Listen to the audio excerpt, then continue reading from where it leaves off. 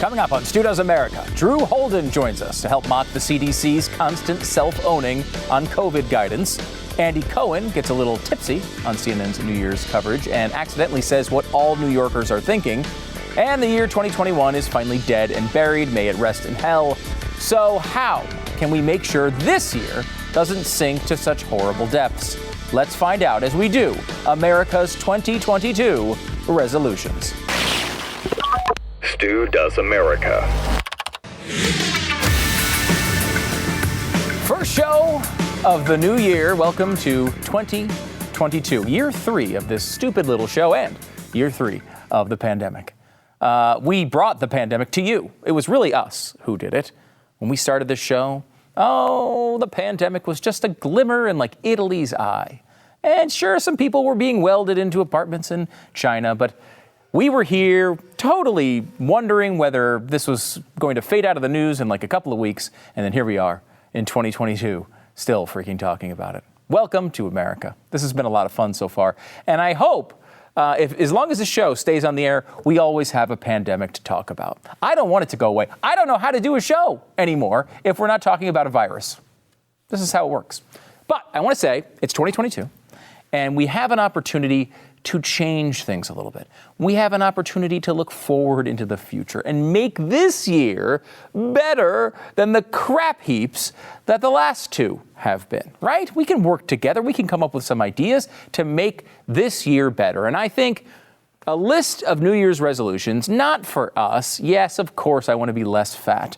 We all know that everybody makes that resolution every single year. I want to do a little less heroin. I mean, not get rid of it completely, but like keep it to the weekends. There's a lot of things that everybody kind of comes together on when it comes to New Year's resolutions. But America as a country, what should our resolutions be for 2022? I have some proposals for you, and I'd like to go through them right now. Starting with this one, stop putting Anthony Fauci on television.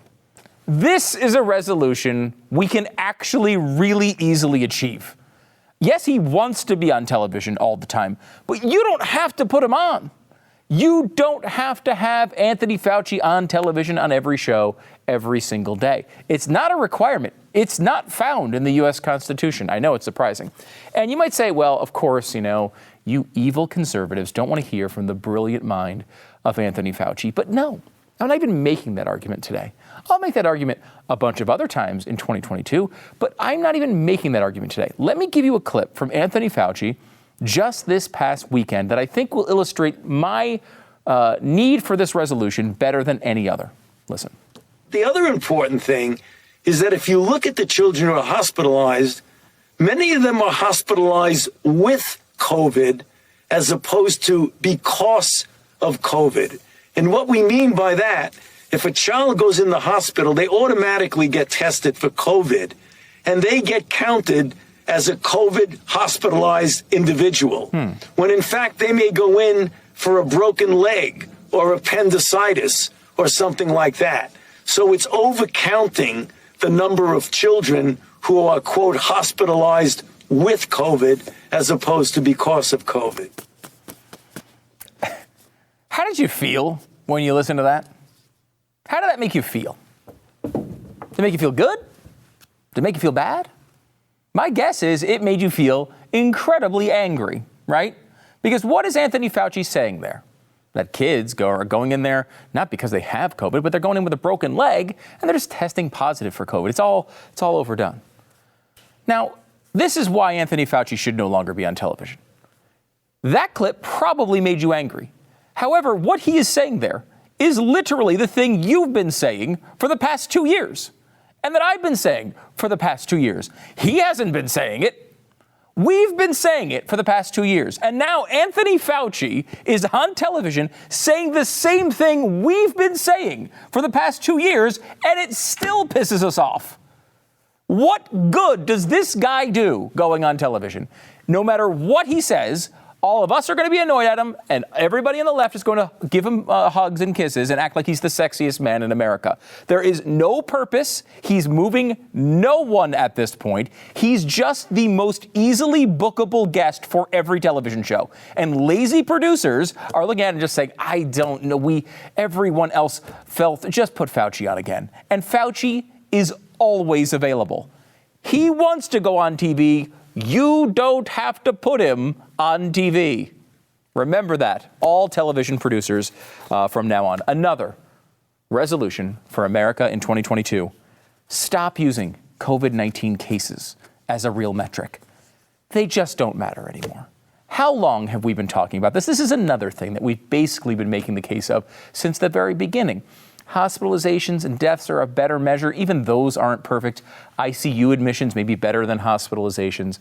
But all of these things add up to the idea that it's been a really long time since cases have really made sense to measure as an important metric. Yes, I mean, sure, it's interesting to note. We're noting now with Omicron that, yes, it's very transmissible. And I guess you can get that from cases. But that is there's nothing to base horror show coverage on when you look at these charts. There's nothing to base public policy on when you look at these charts. It's just a metric that has long outlived its necessity. Even the New York Times has been reporting this recently. And maybe we shouldn't be looking at cases anymore. And again, that might piss you off, and there's a good reason for it, because they've been saying the opposite for the whole time, while we've been saying, case is not really all that important. However, I'm glad they're here to the party. I'm glad Fauci's here to the first party. I'm glad the Times is here to this party. Let's all move forward, okay? Now, look, here's what the case graph looks like right now. This is the chart from the New York Times. As you see, Omicron variant, as you've probably recognized going over the holidays, is very, very transmissible, and lots of people are getting it. I had multiple relatives get it over the holidays. It's kind of one of those things that everyone seems to be getting. However, deaths are not moving anywhere near like they have with previous variants, supporting the idea that Omicron is a less virulent variant, and also supporting the fact that there's a lot of immunity out there, natural and otherwise. So you have that going on. Let me give you another view of this. This is New York. And New York, this is a New York Times chart as well, and it gives you cases, hospitalizations, and deaths on the same chart.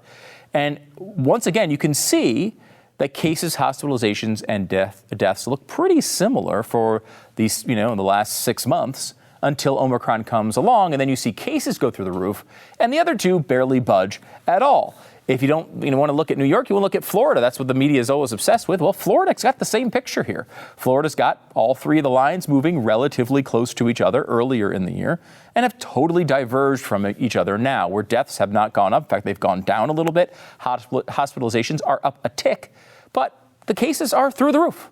That's the Omicron story for you. And it really is teaching the lesson, I think, once and for all, and I think finally the media is on board with this as well, that cases are just not the most important metric.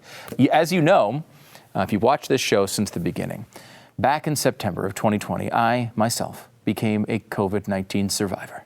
Yes, I pushed through a completely asymptomatic case that I wouldn't even have known that I had, if not for a positive test that I took because somebody I went to dinner with also tested positive. That was it. I mean, nobody in my family had anything. We all tested positive, but we were all asymptomatic. We moved on with our life after a beautiful October week at home in Texas. That was kind of the whole thing. And we're going to get to that point a little bit faster now. Now, the next couple weeks, I will say, because these numbers are so high, we may see some real problems. And it could have to do with, a lot of people being called out of work.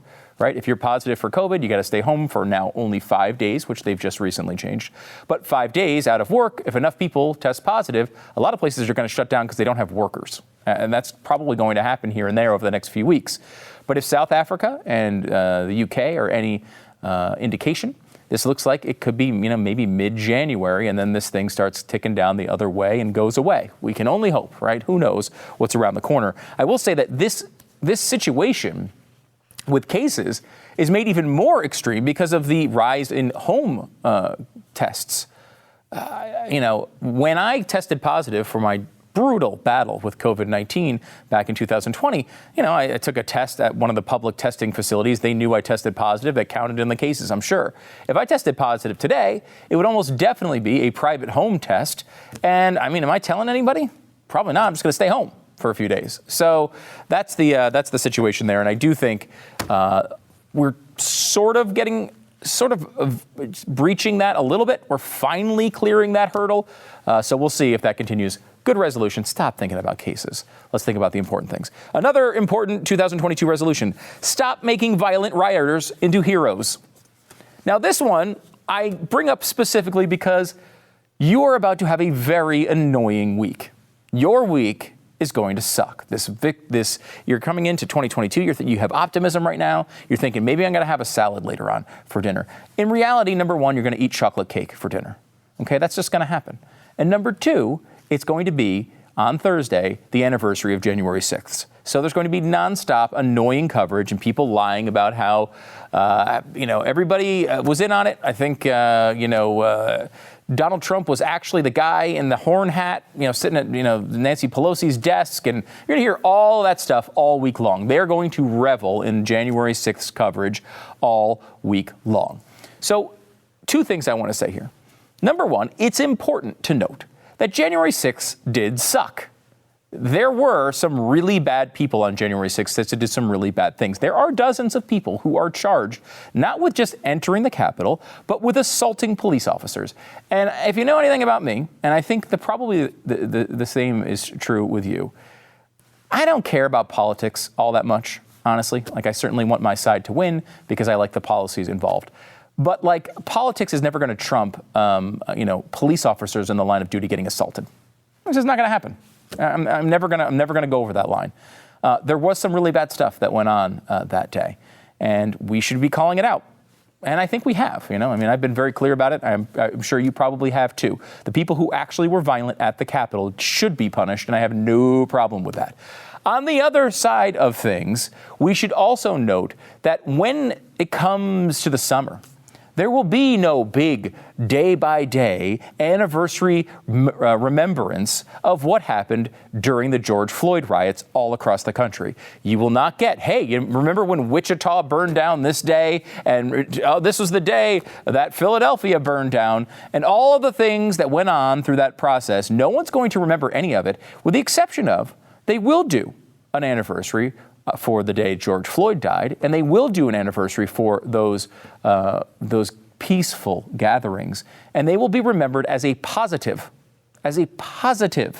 All the stuff that went on over that summer will be remembered as heroic and how people stood up for what was right in the world. Let's not lionize any violent rioters. I see no need for it. Another resolution for us: stop lionizing the big violent rioters. Another resolution for you: stop the patriarchy from destroying women's achievements. Look, this one's simple. If a dude is a swimmer and he's on a college swimming team and then he decides to go to, the female side of things and then dominates and beats every woman by 40 seconds, let's not get so excited about it. Maybe we should let women actually participate in women's sports. I just saw a story over the weekend that there's the first ever women's Jeopardy champion won or something, some big achievement. I don't know exactly the category because I know women have won Jeopardy before, but there was some big tournament or something they won. And it was a guy. It was a trans guy or I guess a trans woman, a guy who used to be a guy and now is saying they're a woman. You don't get to break the glass ceiling when you're a dude. How about this? Just a quick rule. You can't break glass ceilings if you got a dingle dangle. It's a basic rule. It's not a high-level rule. I don't know if it's something we need to discuss further, but I think you understand. Another resolution: stop believing anything Joe Manchin says. This is one that I've been able to stick by for quite a long time. For a long time, we went back and forth for this for a while of making a T-shirt that says, Joe Manchin will not save you. Because if what you are depending on is to be saved by Joe Manchin, this will not work. And you might say, wait a minute. Right before we went to Christmas vacation, we heard the opposite. Joe Manchin did save us. He stepped in and he said, I'm not going to vote for this thing because it's too much money for this Build Back Better, and I won't be a part of it. And then 8 seconds later, he was like, unless I'm a part of it, unless I come back and negotiate later and you do something that I want, and then I'm totally in. Well, we have a new breaking story here. This is from Axios today. Joe Manchin is open to re-engaging on the climate and child care provisions in President Biden's Build Back Better agenda if the White House removes the enhanced child tax credit from the $1.75 trillion package or dramatically lowers the income caps for eligible families. People familiar with the matter tell Axios. So, I mean, this is not a hard pull for the Democrats. All they have to do is say, okay, before we were saying people up to $100,000 could get the tax credit. I don't remember the exact number, but it's something like that. And now we have to say it's 50 or whatever. In other words, he's going to find a way to vote for $1.5, $1.75 trillion. He's going to do it because he wants to do it. He's always wanted to do it. And he acts like a force against this crazy spending because he's in West Virginia and he wants to fool West Virginia voters. Don't let him fool you if you are in West Virginia. Another resolution that's not actually part of our list. Another resolution, 2022, transform the mainstream media into something slightly less horrible. This is a big one and almost impossible, but it's like me saying my New Year's resolution is to make the major leagues. I'm probably not going to happen, but I can have a goal, right? You just be out there and you can hope for it. Let me give you a couple of potential examples here of what it would be. This is like a vision of what I would kind of like to see. And let me give it to you from MSNBC, of all places. Here is Chris Hayes talking about COVID. To stop something that infectious, something with a R0 of 10, you would need essentially 100% vaccination. It's like stamping out measles. You basically have everyone to get to herd immunity. And we don't have that. Mm-hmm. And so short of instituting just extremely dramatic lockdowns, things like we had in March and April where every business and school and all that stuff closes, this variant's going to spread like crazy. Mm-hmm. And it is exactly what we're seeing. Mm-hmm. And so this moment is, in some ways, one of the weirdest of the pandemic. We're nearing the 2-year mark and all of a sudden dealing with a somewhat different beast in some ways. We hadn't quite had an illness this infectious and this possible to cause serious illness to something that does look more like the flu. Huh. And the flu, of course, can still be dangerous, kills tens of thousands of Americans every year, but we don't orient our lives around the flu. So that's closer to the level of risk that, 200 million Americans or less than that are now dealing with. And then when you add in the sheer exhaustion many people feel, and I don't have to tell you this, I'm sure, because you're just feeling this yourself, many of you, with the lengths of this disruption in their lives, obviously the politics of the pandemic are just completely different than they were earlier in the pandemic. It's weird. Now Chris Hayes sounds like you too. I do think it's important to understand when these things come out, and look, they don't always hit these moments, at the same time we do. But when they do get there, this should be something that we embrace. Yes, you're there. You're right. We'll get back to taking you to task for your old statements in a little bit, but let's get all this crap done first. And I do think that going back to the old statements is important. It's important to go back and hold people accountable for the statements that they make. And this is one way that the media actually could make a difference and try to improve their standing with the American people. This is from the second debate, Joe Biden and Donald Trump from the 2020 election. It's October 22nd, 2020. Listen to Senile Joe. 220,000 Americans dead. If you hear nothing else I say tonight, hear this. Anyone who's responsible for not taking control, in fact, not saying I take no responsibility initially, anyone who's responsible for that many deaths should not remain as President of the United States of America. Now, you may be interested to know that 220,000 deaths is a bit higher for Joe Biden. In fact, he has over 418,000 deaths since he's been president of the United States. Now, technically, a lot of people are comparing 2020 to 2021. Trump was president, obviously, for part of 2021 as well. So you can't really do, year-to-year comparisons are a little bit fraught for a bunch of reasons. Vaccines, treatments, variants, how widely the virus spread early on, not to mention just the change in people's behavior. People are doing things, differently now. But the point here is Joe Biden knew at that time saying he was going to shut down the virus was ridiculous. You know who else knew it? Everybody in the media. They all knew it was insane. They all knew he couldn't do it. They all knew it wasn't flipping a switch for a president to shut down the virus. It's just not a thing. It's not been a thing anywhere in the world. It's not a thing that a president can do, especially in a country with a constitution like ours. But instead, they ignored the ridiculousness of that statement because they wanted the end game.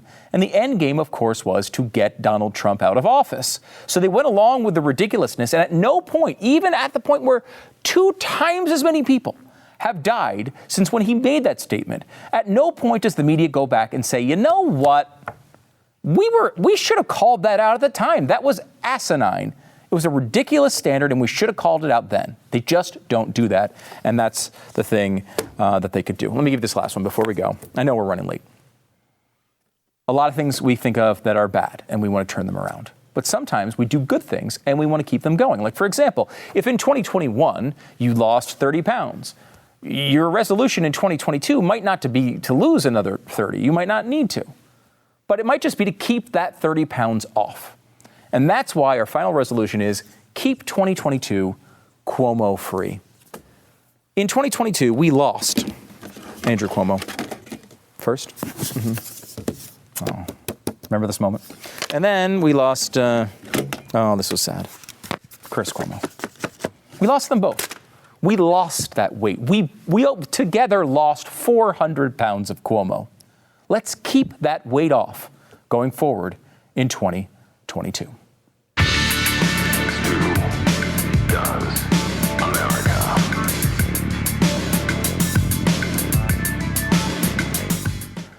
So if you don't think we can have any of the American resolutions we talked about today done, you may want to look somewhere else. And if you're tired of rising taxes and increasing inflation and a stock market bubble and all the craziness that goes on here, all the spending and all the wild behavior you're seeing in this country sometimes, if you don't want to watch your retirement, just waste away, and you want to look for something different, then you want to listen to my friends who are talking about the country of Panama. Now, it all starts in Panama here.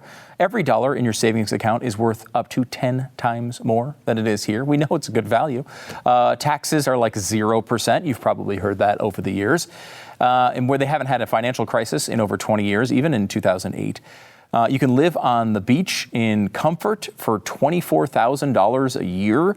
There's a lot of really cool benefits if you're thinking about a vacation home, if you're thinking about an investment home, if you're thinking about maybe moving.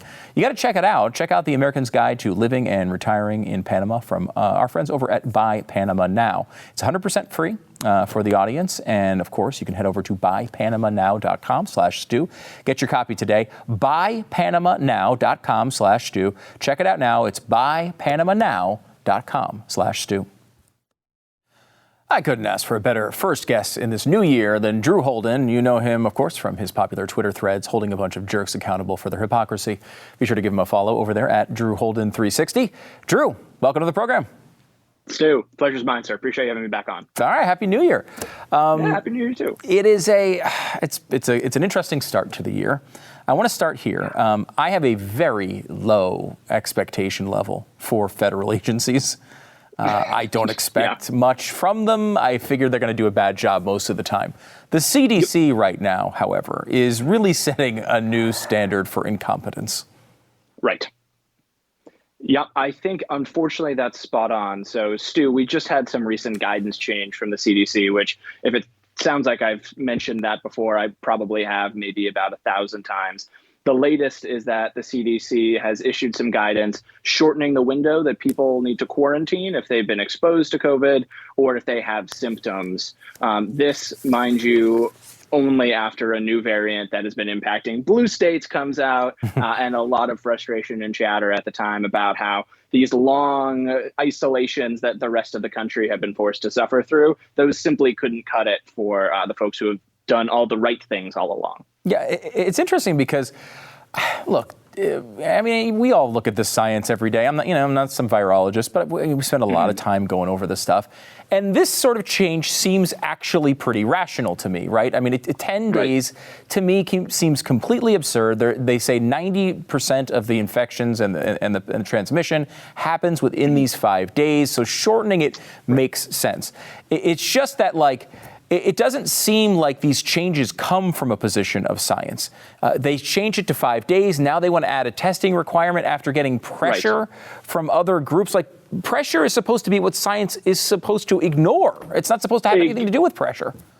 Exactly. And Stu, most of this pressure is coming from pretty well-heeled, financially and politically powerful organizations, right? Not only has it been a lot of folks in the press who have had a lot of objections to the new CDC guidance, but the Nursing Association, a lobbying group that represents nurses, their union, they've come out against this rule. There's been a lot of kind of commentary and chatter about how workers feel disposable because of this new rule. And so all of a sudden, you do have these forces that push back. And mind you, in a very narrow window. The new CDC guidance came out less than a week ago. And now just today, Dr. Fauci said that he called it a clarification of the guidance is apparently coming down the pike to make it, I guess, make more sense. And it's incredible when you think about it, because Stu, I think you make a really good point about how science is kind of one of the few things we should have that should be unassailable from these sorts of political pressures. And yet we saw almost overnight that a handful of organizations and then a lot of media people putting a little bit of pressure on a rule that they don't like almost instantly forces the science to then correct itself. Yeah.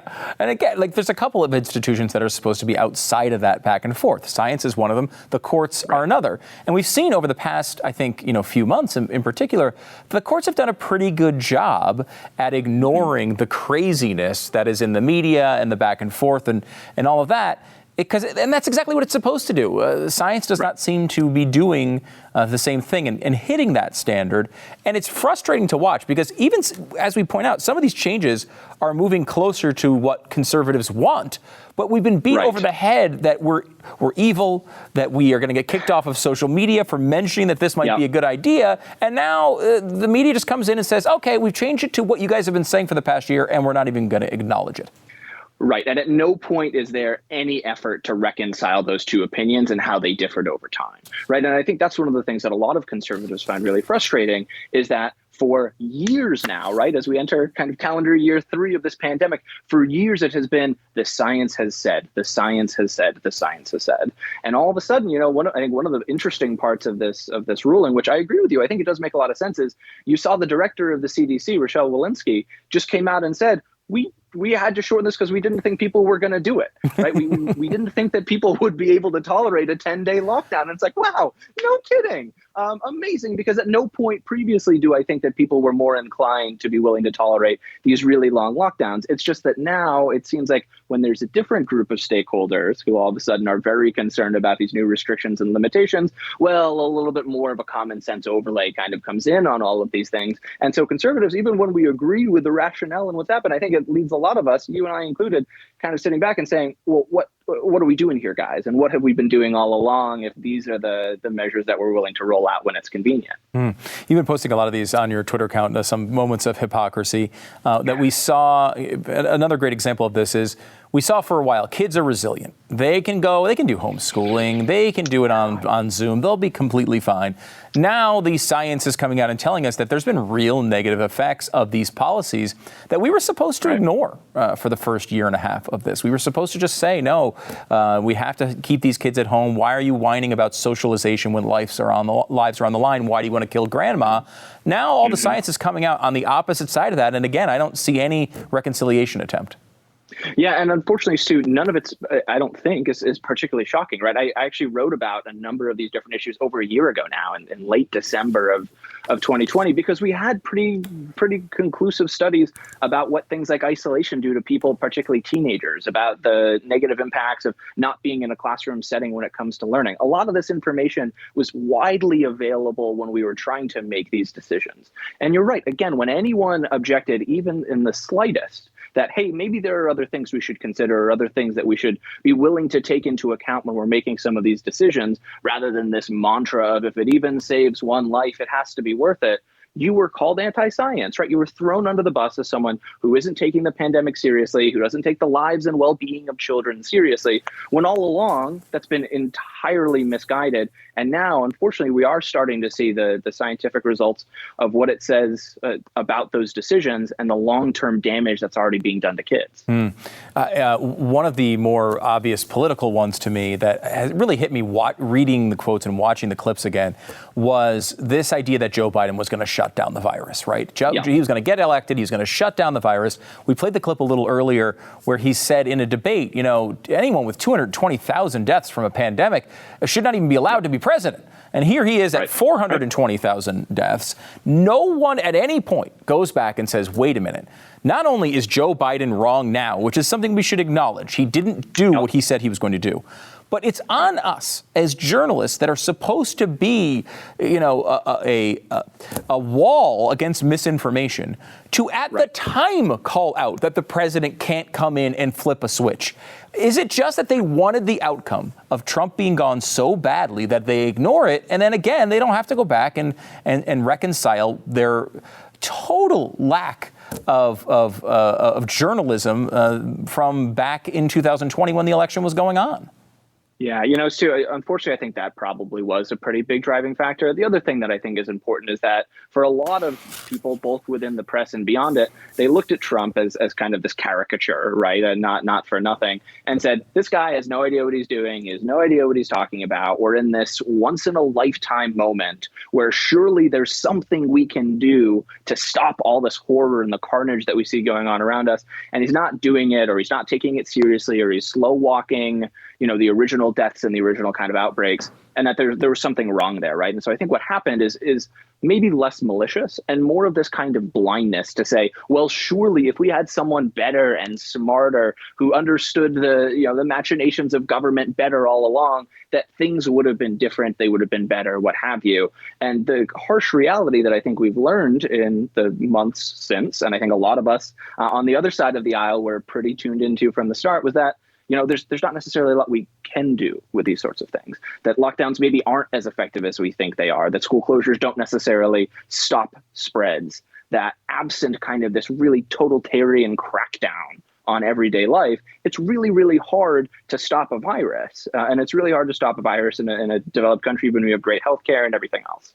But so many journalists were unwilling, I think, to apply that standard as soon as they saw someone who they saw as reasonable, respectable, an elder statesman, if you will, who was saying we could be doing something different. And rather than actually interrogate that allegation and say, could we have done anything different? Could we actually have moved the needle on this stuff? They said, it is this Trump guy. We know he's awful. He's bad, yada, yada, yada. And so surely there had to be something else there. Yeah, I think that's a big part of it, and it's really frustrating. I have to say, and I think you look at like some of these like draconian sort of measures, and I think the problem with progressivism in general is so much of this stuff exists in this weird like academic world where like if we all were hamsters, right, and someone was putting us all into cages and isolating us 100 feet away in bubbles, there would be no transmission of the virus. We do know that in theory a lockdown could work, but you're talking about real human beings here who do different things. Right. And one of the things I've been interested about over the past week or two, as I've been, I've been on vacation and watching all this stuff develop. We did a little traveling, is that like there's a market effect going on here, which is as much as the left wants to say they like masks and they like staying in, they like lockdowns, you see it in politician after politician. They can't stop themselves from going out to bars and dance clubs because in reality, even liberals want to go out and do things. And I think now we're at that point where I don't know if the administration is finally realizing that they can't control these things anymore. And they want to hold on to this moralistic, we're better than you idea. If you guys would just listen to the science, we could beat this thing. But in reality, they know even their side is going out to bars, they're going out to restaurants. And now that they've lost a little bit of control over that and they see it slipping away, now they're trying to adjust their standards as if, we don't need to do those things anymore. Is that market effect real? Am I seeing that correctly? And I think you're right. I think that is real. I think one of the things that has really happened across all this, I think that you mentioning the academia aspect of this is a good place to start, because I think in a lot of cases, what's happened on the left side of the aisle across this entire pandemic is that there were great master's theses to write about how we could shut down the virus, how we could stop it, how everything could go on well, that simply haven't survived contact with reality. And rather than go back and say, I guess the expectations that led me to that conclusion were wrong, rather than do that, because that's a hard process for anyone to do, right? You'd have to really start to chip away at, well, what are the things that I still believe that are guiding me to believe this thing that didn't survive contact with reality? It's a lot easier to move the goalposts on the back end, right? And so you have something like Fauci coming out and saying, hey, you know what, actually, don't look at cases. We're shattering all-time highs, the number of new cases in the country. And he says, hey, you know what, those are actually not really a big deal. We should be focused on deaths and hospitalizations, which, again, the sort of things that conservatives have said all along, like the sheer number of cases isn't actually an effective kind of driver or pointer on any of this information. And so, but rather than actually have to wrestle with that, rather than really have to try and better understand those things and come to grips with what it means from a policy perspective for how you do everything else, it's a lot easier to just kind of ease off the brakes and go back to the life that you and everyone else enjoys and say, well, things have changed. This thing is different. And I think that's a lot more comfortable for a lot of people. And to the market effect point, yeah, I think you're right. I think it can be really easy to pretend that this kind of, ascetic approach to dealing with the pandemic is something that is good and valuable and noble. And you've got these people who they've got 8 masks on in their house with their loved ones because their kid is under 2 and can't get vaccinated or whatever it is. I think it can be, that's miserable. That is a miserable type of existence. And I think for a lot of people, the only way that you can possibly justify that miserable existence is to take all of the information you can marshal and force it through a lens of, well, I had to do this all along. Because if I had to do it, that means I am in the moral right to do it. And I didn't just do something dumb and stupid that made me unhappy for a long time. Yeah, I really do think that's it. Hopefully we're getting past it, and maybe we'll see a little break from this in 2022. Drew Holden, freelance commentary writer. If you're not following him on Twitter, you got to be at Drew Holden 360. You're missing out on important info that Drew is putting out there all the time. Drew, thanks so much for doing the show. I appreciate it, man. Stu, pleasure's mine. Thank you for having me.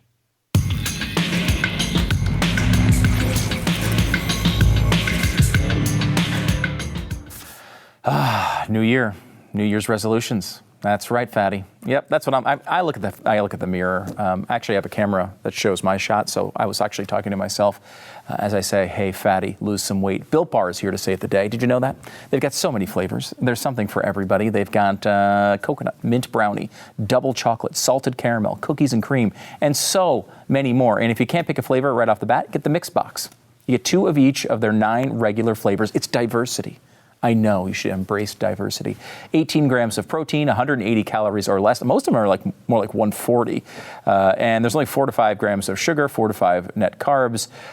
You wouldn't know that by tasting them, though, because they actually taste good. They don't taste like cardboard. They're not the protein bars you're used to. Go to Built.com. Use the promo code STU15 and save 15% off your first order. The promo code is STU15 for 15% off at Built.com. Mega controversy alert 2022. Patton Oswalt, the comedian, decided to post a picture of himself on Instagram with his friend, Dave Chappelle. Dun, dun, dun. So everyone gets pissed off at Patton Oswalt because you're not allowed to be friends with Dave Chappelle anymore. People were very upset because Dave Chappelle is anti-trans or something. And of course, obviously, Patton Oswalt, being the brave man that he is, completely folded immediately on top of his friend. Here's what he wrote. He said, I saw a friend I hadn't seen in a long time, New Year's Eve. We've known each other since we were teens. He's a fellow comedian, the funniest I've ever met. I wanted to post a pic and an IG story about it, so I did. The friend is Dave Chappelle. 34 years we've been friends. We've done good and bad gigs, open mics and TV tapings, but we also 100% disagree about transgender rights and representation. I'm an LGBTQ ally. I'm a loyal friend. I'm sorry, truly sorry that I didn't consider the hurt this would cause or the depth of that hurt. I wanted a nice comment thread about a picture with my friend. So easy to think someone else needs growth and miss the need in yourself. Gonna keep trying. This ridiculous nonsense. I mean, if you listen to the stuff Dave Chappelle said about the trans situation, 99% of it is just him talking about how ridiculous the debate is around it. You say one thing that's slightly out of line and you get blown up, blasted on Twitter. Everyone hates you immediately.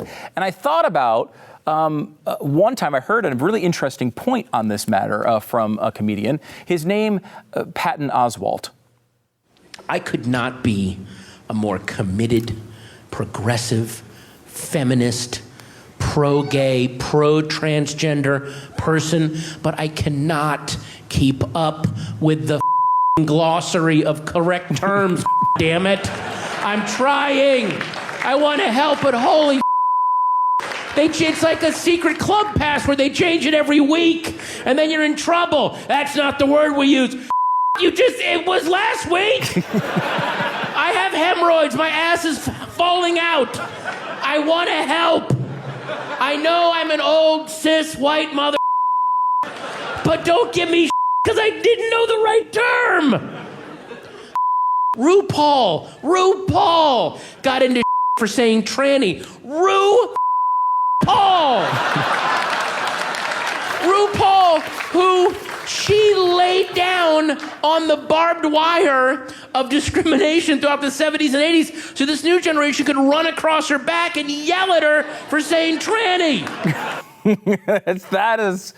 It's the entire debate in a nutshell. And the second you get online in this day and age, you forget even the things you've said before. Back in a second.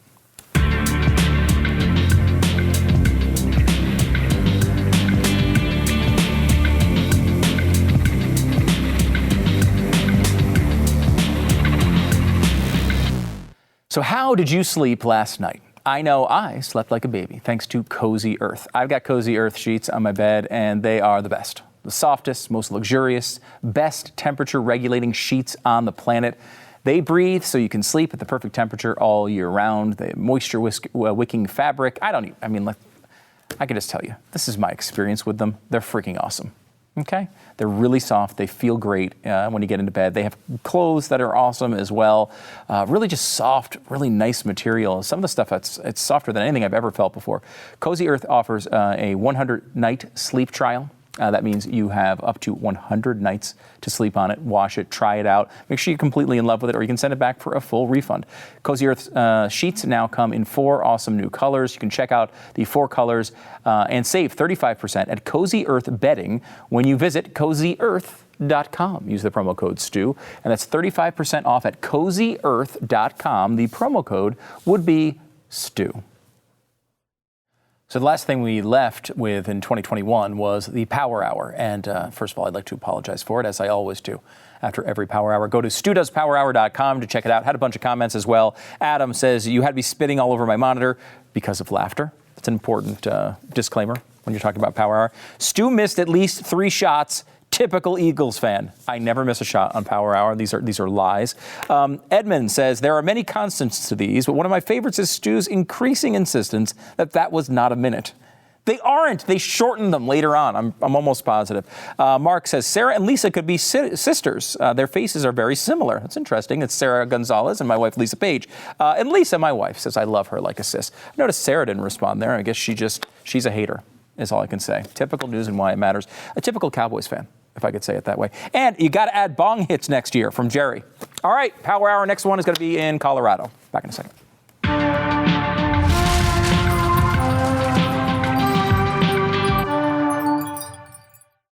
I don't spend a lot of time on this program complimenting CNN, but I will say I did love this.